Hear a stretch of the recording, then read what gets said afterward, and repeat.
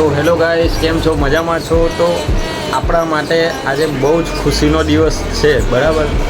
તો YouTube creator, Facebook creator, પછી Instagram creator માટે બહુ જ ખુશીનો દિવસ છે, બરાબર?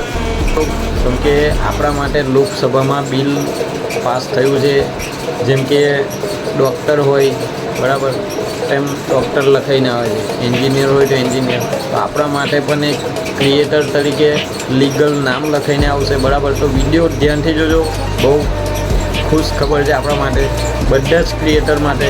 જેટલા બી ક્રિએટરો વર્ક કરે છે, હવે આપણું બી એક નામ જાહેર થવાનું છે, બરાબર? એ બી એકદમ લીગલી ને સરકારને માન્ય રાખીને, બરાબર?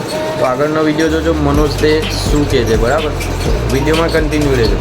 तो दोस्तों, अगर आप कंटेंट क्रिएटर हो, वीडियो बनाते हो, तो आपके लिए एक बहुत बड़ी न्यूज है आज की इस वीडियो पे। आप लोग के लिए एक बहुत बड़ा गर्व की बात है। अगर आप content creator, national creator economy bill pass हुआ है 2026 का, ठीक है, जो कि राज्यसभा में अभी जस्ट पास हुआ। इसमें होगा क्या, for the first time in India influencers, YouTubers and digital artist have a legal identity. अभी तक दोस्तों क्या होता था कि जितने भी आर्टिस्ट है या इन्फ्लुएंसर्स है, यूट्यूबर्स है, उन लोगों के लिए कोई भी लीगल आइडेंटिटी नहीं था। कंटेंट क्रिएटर जो भी है वो लोग as a part time job करता था, मतलब कोई वैल्यू नहीं था। क्या करता है भाई? वीडियो बनाता। क्या करता है? यूट्यूबर है। क्या करता है? इंस्टाग्राम रील बनाता। तो कोई लीगल आइडेंटिटी नहीं था। लेकिन अब से आप लोग को, इन्फ्लुएंसर्स को, यूट्यूबर्स को लीगल आइडेंटिटी मिलने जा रहा है। इसका मतलब ये है कि जितना वैल्यू, जैसे एक टाइम बोलने पे ये लगता था ना कि मैं डॉक्टर हूँ, मैं इंजीनियर हूँ, तो इसी प्रकार से ये लीगल आइडेंटिटी मिल रहा है इन्फ्लुएंसर्स को। अब आप लोग गर्व के साथ बोल सकते हो कि मैं डिजिटल क्रिएटर हूँ, कंटेंट क्रिएटर हूँ, यूट्यूबर हूँ या फिर इन्फ्लुएंसर्स।